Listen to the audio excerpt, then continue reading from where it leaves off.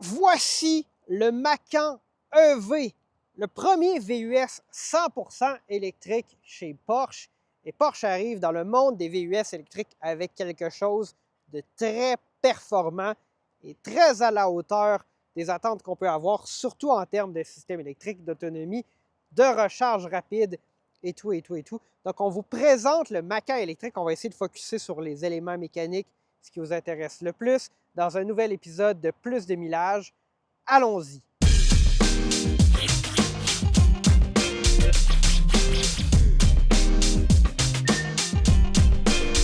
Porsche s'est lancé dans l'électrique il y a quelques années avec d'abord des modèles hybrides, puis hybrides branchables, et puis la Taycan est arrivée. Et on attendait là, le moment où on verrait un modèle électrique. Je m'étais toujours imaginé qu'éventuellement, il y aurait un Cayenne électrique. Peut-être que ça viendra. Mais le Macan, c'est le premier VUS 100% électrique chez Porsche. Donc, on va essayer de se concentrer d'abord sur la mécanique, le groupe motopropulseur. Nous avons une architecture à 800 volts. Donc, c'est un pack 800 volts, une motorisation 800 volts et des équipements 800 volts. Mais il y a des subtilités, on y reviendra dans quelques instants. Donc, capacité de 100 kWh, cependant, la capacité utilisable est de 95 kWh. Donc, on a un buffer, donc une plage supplémentaire qui n'est pas utilisée, qui n'est pas disponible d'environ 5 kWh, ce qui est relativement réduit, et ça nous donne une autonomie qui est assez élevée. Ce qui est annoncé pour un Macan 4S comme celui qu'on essaie aujourd'hui, 462-463 km aux environs de ces eaux-là, dans les cycles EPA, NRCan. Notre véhicule aujourd'hui est équipé de roues de 22 pouces, donc ça pourrait être un peu moins élevé. Ceci étant dit, il y a des gens sur YouTube qui ont essayé le Macan EV dans des tests d'autonomie, qui ont rapporté que l'autonomie réelle à 110 km/h sur l'autoroute est légèrement au-delà de 500 km. Donc, on sait que Porsche, les constructeurs allemands en général, ont tendance à être assez conservateurs dans les chiffres qui sont publiés, que ce soit 0-100, puissance ou autonomie dans le cas des véhicules électriques. Donc, ici, là, excellente autonomie électrique, mais ce qu'on a là, comme chiffre publié, légèrement au-dessus de 460 km. Maintenant, au niveau de la recharge rapide, qu'est-ce qu'il y en est? Bien, comme on a une architecture 800 volts et qu'il faut la rendre compatible avec la recharge sur des bornes 400-500 volts, bien, on a ici une petite twist, si l'on peut dire. Donc, sur une borne 800 volts, on recharge 270 kW de puissance maximale de recharge, 21 minutes pour faire un 10 à 80 %, là, ce qui est excellent. Évidemment, on pourrait lancer des chiffres, dire « Oui, mais le Ioniq 5 le fait en 18 minutes. » Oui, mais capacité de batterie beaucoup plus élevée sur le Macan. Donc, 21 minutes, c'est vraiment excellent. Si on parle d'air sous la courbe, il y en a beaucoup. Pour vous donner une idée, le premier 100 km est ajouté en environ 4 minutes. Si vous êtes dans une situation où est-ce que vous voulez juste prolonger un peu votre autonomie pour vous rendre à destination, là, le Macan, là, pour faire un petit touch and go, recharger, repartir tout de suite, vraiment excellent. C'est un peu ce que Tesla fait, mais aussi là, très forte vitesse de recharge au début, mais on maintient quand même une bonne vitesse de recharge. Comme c'est une architecture 400 volts, bien, on va essentiellement répartir le pack en deux pour permettre une recharge à 400 volts. Donc ça, c'est une stratégie qui est un peu l'inverse de ce qu'on voit sur les camionnettes Ultium de GM où on a 400 volts, une architecture 400 volts, mais un pack qui se met en série à 800 volts pour la recharge rapide. Ici, 800 volts nativement dans le système.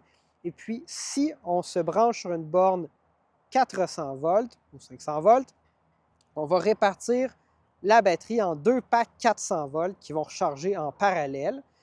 Donc là, la vitesse de recharge va être limitée aux environs de 135 kW selon les informations que j'ai pu voir. C'est peut-être communiqué 150, mais bon, nous allons être là dans ces eaux-là aux environs de 135 kW de puissance de recharge sur une borne 400 volts. Donc, c'est vraiment important si vous voulez maximiser la vitesse de recharge, minimiser le temps de recharge avec le Macan, de viser les bornes 1000 volts, donc typiquement des bornes 350 kW.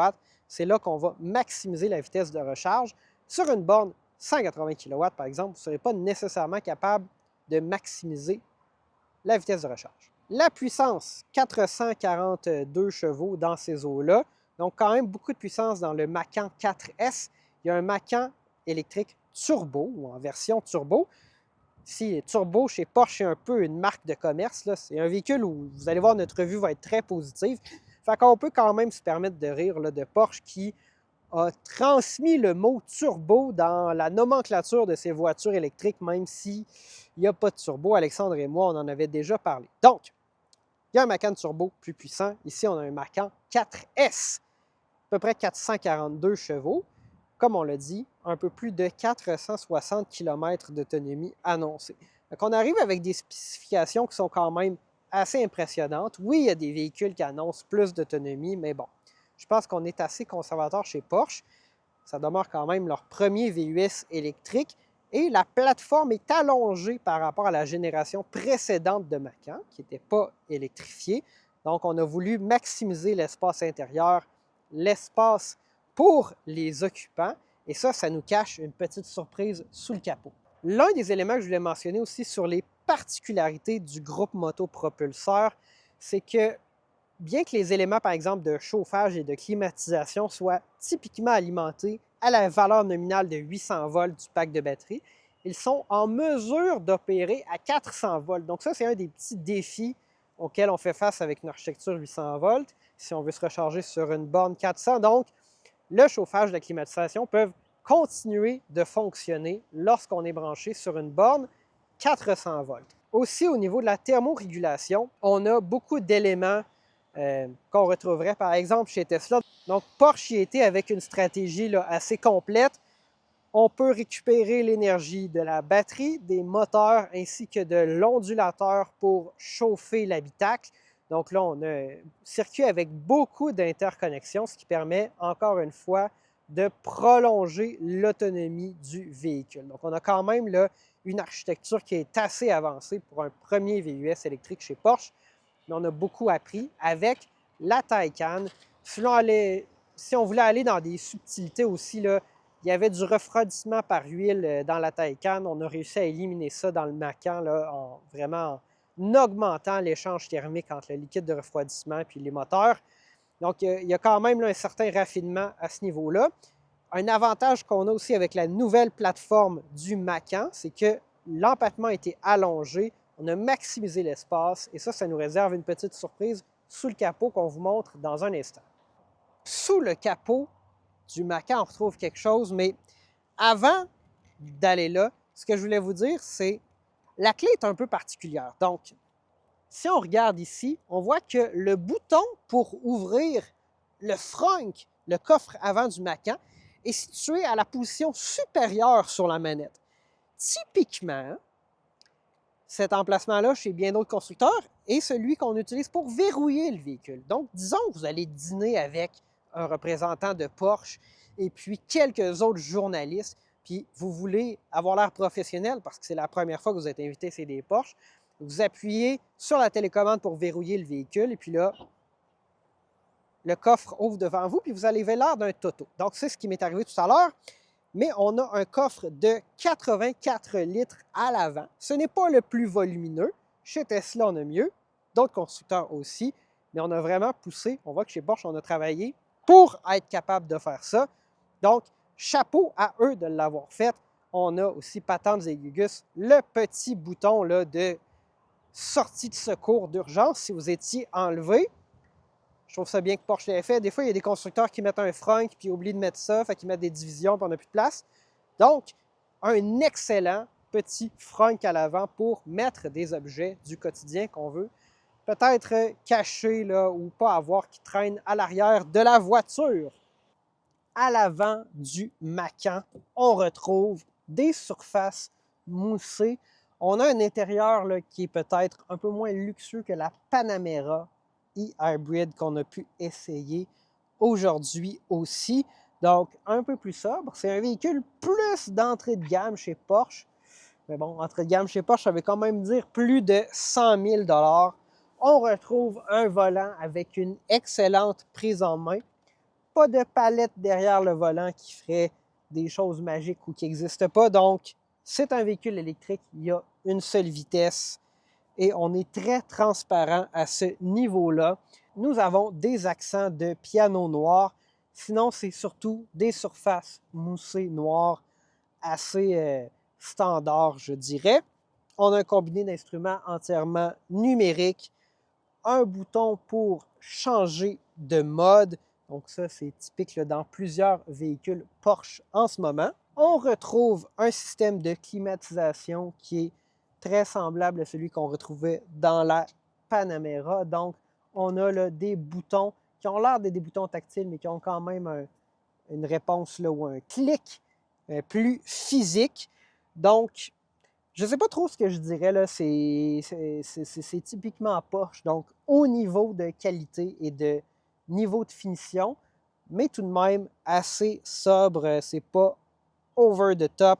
On mentionne Macan 4S dans le seuil de porte, mais sinon, il y a peu d'éléments à ajouter, là. Je pense que c'est très attendu, on se sent dans un Macan, dans un Porsche.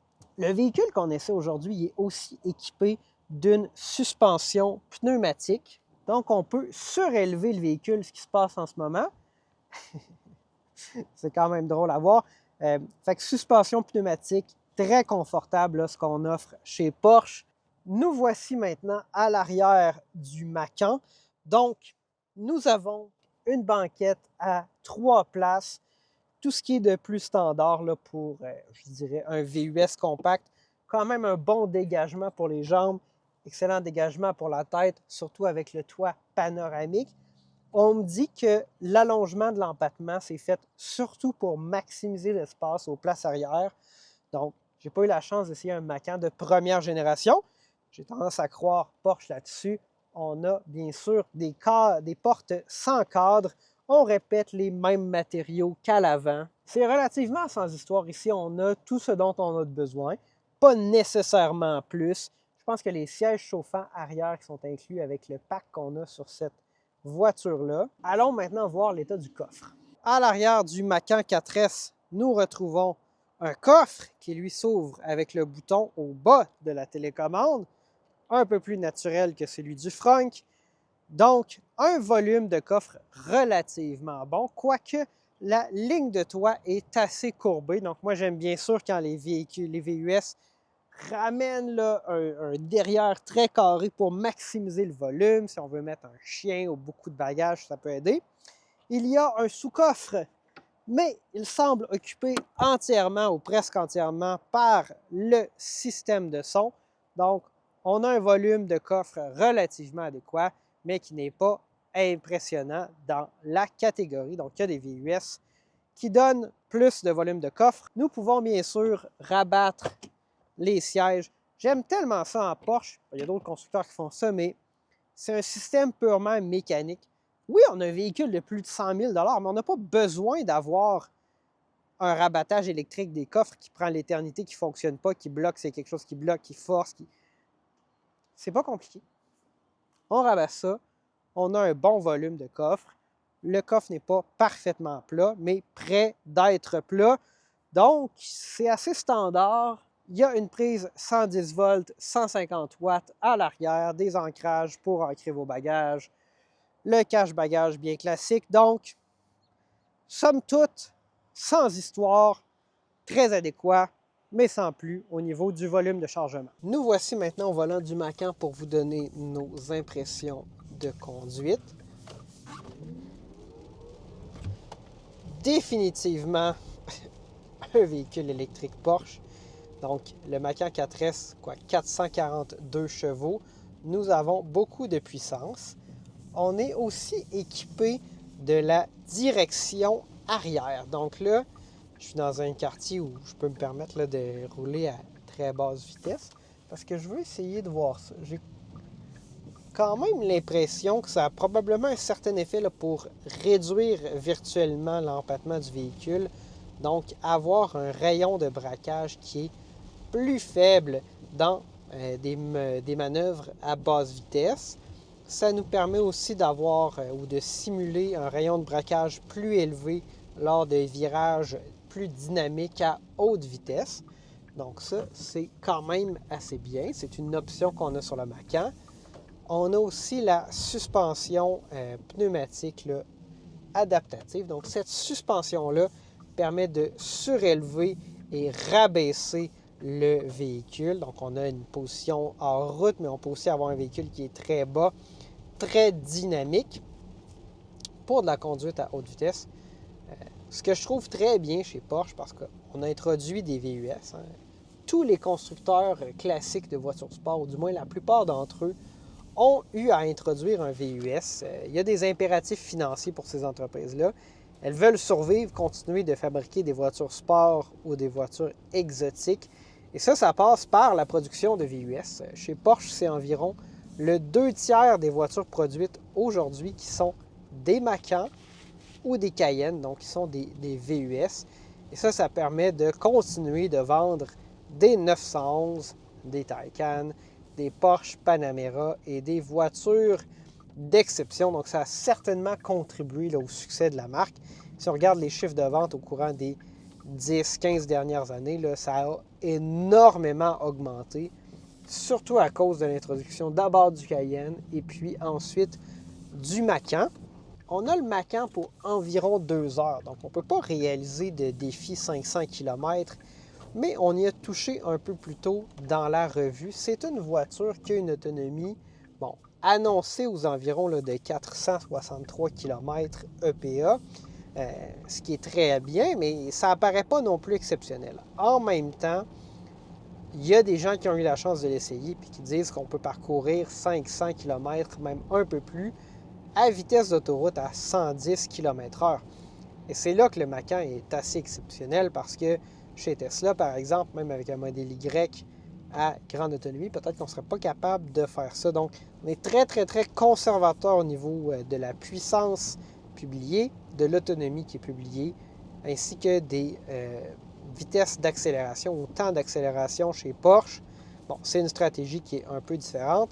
On veut sous-promettre et sur-délivrer pour reprendre l'expression anglophone. Quoi dire de plus? C'est très confortable malgré les roues de 22 pouces parce que le modèle qu'on essaie aujourd'hui est équipé de roues là, surdimensionnées de 22 pouces. Dans certains VUS, puis historiquement dans les voitures allemandes, là, ça pouvait dire être inconfortable, mais ça fait quand même quelques années là, que les constructeurs ont réussi à adopter des stratégies au niveau de la suspension qui permettent de compenser pour des roues de grand diamètre au niveau du confort. Donc ça, c'est superbe. Nous avons 3 modes de conduite. Donc, il y a normal, off-road et sport. Pas de sport plus, peut-être parce qu'on n'est pas en présence d'un modèle turbo. Mais on va mettre ça en mode sport pour voir ce que ça donne. Donc là, on voit que la programmation est beaucoup plus agressive. Là. Donc, on va beaucoup plus rapidement accélérer alors qu'on appuie sur la pédale. On l'a déjà mentionné, mais pas de palette au volant. Je trouve ça quand même bien. Des fois, il y a des VUS là, qui ils vont mettre des palettes. J'ai plus l'impression pour essayer de faire semblant d'avoir une certaine dimension sportive, alors que ça permet, par exemple, d'ajuster différents niveaux de freinage régénératif, puis ça ne change pas grand-chose. D'ailleurs, ça me permet de toucher à un autre élément. Il n'y a pas de conduite à une pédale dans le Macan. Donc, pas de vraie conduite à une pédale. Oui, il y a du freinage régénératif. Puis, on peut avoir des ajustements là, pour qu'il soit plus ou moins agressif, mais définitivement pas de pure conduite à une pédale. Donc, si on demandait à un ingénieur de Porsche, l'explication derrière ce choix, c'est que, selon eux, d'avoir un mode de conduite où, lorsqu'on relâche la pédale, on maintient sa vitesse ou on laisse la voiture là, se déplacer sur son élan. C'est plus efficace que d'avoir du freinage régénératif. Là, si je vous donne ma perspective d'ingénieur là-dessus, j'ai tendance à aller un peu du côté de vers Porsche, mais ça dépend des conditions de conduite. Si vous êtes, par exemple, dans des conditions où est-ce que vous conduisez sur une route secondaire très vallonnée, vous faites, par exemple, le parc des Laurentides, la 175 ou la 169 au Québec. Puis là, vous montez une côte, vous redescendez une côte pendant 1 kilomètre, vous roulez sur du plat, après ça, vous remontez une côte pendant 1 kilomètre. Dans ce genre de conditions-là, moi, personnellement, j'ai tendance à croire que c'est plus efficace de maintenir l'élan, l'énergie cinétique de la voiture, de la laisser aller. Il faut faire attention parce que des fois, ça pourrait vouloir dire dépasser les limites de vitesse, là, mais de laisser aller la voiture sur son élan, conserver l'énergie mécanique plutôt que de la convertir en énergie électrique avec des pertes pour la réintroduire avec d'autres pertes par la suite. Ceci étant dit, on ne peut pas juste dire que tout est parfait parce que c'est une Porsche. Bien que je comprenne cette explication-là, je pense que ça n'aurait pas coûté grand-chose d'introduire un mode de conduite à une pédale, puis ensuite, les gens peuvent bien choisir le mode qu'ils préfèrent ou celui auquel ils croient être le plus efficace. Mais bon, c'est le constructeur, c'est lui qui a la prérogative de choisir qu'est-ce qu'il vous donne. Hein. Il y a une époque où Porsche, on se disait, on va donner juste des transmissions automatiques aux gens parce que c'est ça qui est le plus performant. Puis, par la suite, là, on a réintroduit plus de variantes avec des transmissions manuelles, entre autres dans la Porsche 911, parce que c'est ce que les gens demandaient. Ce pas toutes les versions qui sont disponibles manuelles, mais quand même, il y a un effort. Il y a des modèles d'entrée de gamme avec transmission manuelle. Fait que je pense qu'on aurait pu un peu donner le choix aux gens dans ce cas-ci. J'aimerais vraiment avoir la chance de faire un défi 500 km avec le Macan. Alexandre, certainement, peut-être que c'est quelque chose qu'on pourrait faire ensemble. Bien qu'on n'ait pas la chance de le faire aujourd'hui, comme on s'attend à ce que ce soit un véhicule qui performe très, très, très, très bien, qui est probablement capable de le faire là, si on pousse à l'extrême d'un seul trot, là, donc sans faire d'arrêt de recharge, ou peut-être avec un arrêt de recharge très, très, très rapide sur une borne 350 kW, là, de l'ordre de 2, 3, 4 minutes, quelque chose comme ça. Bien, si vous aimeriez qu'on ait la chance de faire un essai, je vais vous demander une chose. Je veux que vous mettiez un commentaire dans la vidéo. Écrivez juste « Défi 500 km », point d'exclamation, quelque chose comme ça. Dites-nous que vous avez envie de voir ce contenu-là, puis on essaiera de voir avec Porsche qu'est-ce qu'on est capable de faire. On ne peut rien promettre, mais commentez, likez la vidéo, puis donc partagez-la, puis on va voir ce qu'on est capable de faire. Je pense que ça serait un bon gage de confiance là, que vous allez être au rendez-vous pour écouter un défi 500 km si on a la chance d'en faire un par la suite. Je pense que ça fait le tour de nos impressions de conduite. Autonomie relativement impressionnante, pas de conduite à une pédale, recharge rapide, on n'a pas pu faire de test, mais on sait que ça va être très élevé. Puis la conduite est assez dynamique, assez sportive, mais un peu comme la Panamera qu'on a pu essayer aussi. Les véhicules Porsche ont toujours deux personnalités. Ce sont des véhicules très civilisés à vitesse régulière. Ce n'est pas une voiture qui vous incite à aller vite. Elle a les capacités. Elle peut être très sportive. Elle a cette personnalité-là, mais il n'y a pas là, le petit démon derrière votre oreille qui vous dit « Ah ouais, vas-y, donne-y, accélère, accélère! » Comme, par exemple, dans une Toyota Supra que j'avais eu la chance d'essayer récemment ou dans d'autres voitures, ça reste là assez civilisé. Puis là, quand on veut lui en donner, bien, on a toute la puissance du monde et puis on peut se gâter. Un élément que je voulais ajouter sur les impressions de conduite, la Porsche Taycan a ou avait là, une transmission à 2 vitesses. Donc, ça permet dans la Taycan d'aller chercher une vitesse maximale plus élevée, de l'ordre là, des 300 km/h, ce qu'une Tesla avant la Model S Plaid là, ne pouvait pas faire parce qu'on était limité avec la vitesse de révolution maximale du moteur. On n'a pas de système à 2 vitesses dans le Macan, donc c'est vraiment là, une seule vitesse. Qu'est-ce que ça veut dire? Bien, ça veut dire qu'on n'a pas nécessairement là, le coût de changement de vitesse horrible et extrêmement sec qu'on avait dans une Taycan Turbo S, par exemple. Donc, écoutez, c'est juste une des petites différences là, que j'ai notées aujourd'hui au niveau de la conduite. Nous voici arrivés à la conclusion de notre essai du Macan EV. Qu'est-ce que j'ai pensé de cette voiture? Bien, c'est une arrivée assez impressionnante dans le monde des VUS électriques pour Porsche. C'est après tout un constructeur de voitures sport allemand, donc on fait les choses droites. C'est que nos clients sont exigeants et on arrive avec une voiture qui, en termes de performance électrique, groupe moto-propulseur, est à la hauteur d'attente très élevée. Donc avec notre batterie de 95 kWh utilisable, une autonomie là, annoncée de 463 km, mais qui est peut-être un chiffre assez conservateur, puis une recharge jusqu'à 270 kW sur une borne 350 kW. On a quelque chose là, de très compétitif, de très impressionnant, d'un constructeur qui n'a plus grand-chose à prouver. On savait déjà que Porsche pouvait faire des voitures électriques performantes. La question, cependant, combien en coûte-t-il pour avoir un véhicule comme celui-ci? Bien, le prix de base, incluant transport et préparation, c'est à peu près 110 000 plus taxes. Le modèle qu'on essaie aujourd'hui avec les options est à 125 000 C'est assez dispendieux, mais en même temps, c'est un VUS électrique qui donne d'excellentes performances, qui est vraiment, là, je pense, très adapté, qui va être très durable, qui va permettre de parcourir des longues distances avec des courts arrêts. On l'a dit, là, le premier 100 km en 4 minutes de recharge. Donc ça, c'est assez impressionnant. Un peu plus limité en termes de vitesse de recharge sur une borne 400 volts, mais que voulez-vous? C'est la vie. J'ai trouvé que c'était très confortable, un véhicule avec deux dynamiques, deux personnalités très différentes, véhicule civilisé en ville à basse vitesse, véhicule dynamique et performant à plus haute vitesse. On n'a pas eu la chance de l'essayer sur un circuit, c'est certain, mais d'après moi, le Macan électrique pourrait faire peur à bien des petites voitures sport et des plus grosses aussi.